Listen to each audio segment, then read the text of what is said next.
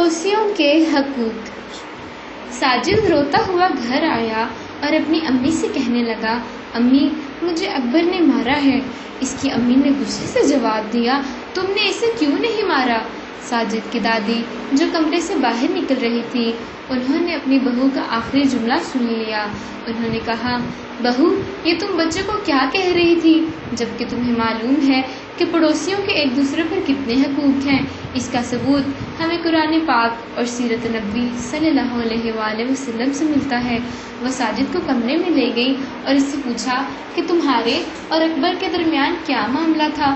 ساجد نے کہا، دادی اماں میں نے اس سے گیند چھینی تھی، اس لیے اس نے مجھے مارا۔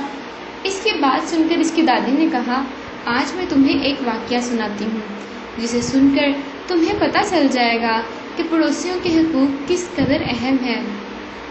حج کا زمانہ تھا۔ عبداللہ بن مبارک حج سے فارغ ہوئے اور حرم میں سو گئے۔ خواب میں دو فرشتوں کی باتیں سنی۔ ایک نے کہا، اس سال کتنے لوگ حج پر آئے؟ دوسرے فرشتے نے جواب دیا، 6 لاکھ۔ پہلے نے پوچھا، کتنوں کا حج قبول ہوا؟ دوسرے نے کہا کہ ہر کسی کا قبول ہو گیا، لیکن دمشق میں علی بن موقف ایک موچی رہتا ہے، وہ حج پر نہیں آیا، لیکن اس کا حج قبول ہو گیا اور اس کے طفیل ان لوگوں کا بھی قبول ہو گیا۔ وہ بیدار ہوتے ہی اس موچی کی تلاش میں روانہ ہوئے۔ اس کے مکان پر پہنچ کر دستک دی۔ علی بن موقف باہر آیا تو آپ نے اس سے اپنا خواب بیان کیا اور کہا، تمہارا حج کیسے قبول ہو گیا؟ موچی نے کہا، میں نے تو حج کیا ہی نہیں، لیکن تمام عمر حج کرنے کے لیے رقم جمع کی اور حج پر جانے کے لیے تیار تھا۔ اس دوران میری بیوی پڑوس میں گئی اور تھوڑا سا سالن طلب کیا۔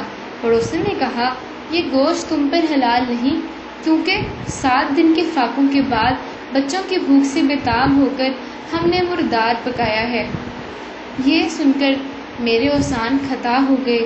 میں نے جتنا روپیہ حج کے لیے جمع کیا تھا وہ سارے کا سارا اکٹھا کر کے ان کے گھر دے دیا تاکہ وہ اپنے بال بچوں پر خرچ کریں۔ یہ ہیں پڑوسیوں کے حقوق، اور ایک تم ہو، تم کیا کرتے ہو؟ ساجد شرمندگی سے بولا، دادی اماں میں آئندہ ایسا نہیں کروں گا، جہاں تک ہو سکا میں پڑوسیوں کے حقوق ضرور ادا کروں گا۔